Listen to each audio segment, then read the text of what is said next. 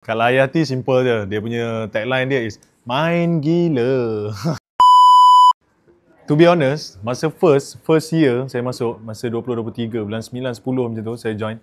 Masuk je tak tahu nak buat apa. Macam mana aku tak faham ni, apa benda ni, roleplay ni apa benda. Memanglah orang kata pernah berlakon daripada kecil apa semua, tapi bila masuk tu jadi macam jam tau. So bila tengok streamer-streamer lain, kita belajar masuk dalam negara, oh okay, dia berdialog macam mana apa semua.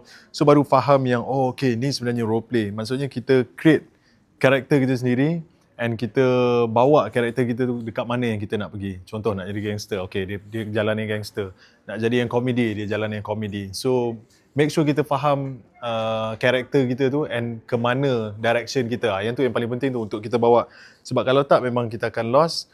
So pada yang baru nak join ke apa benda, join je. Jangan segan silu. Yang penting kena rajin untuk belajar lah.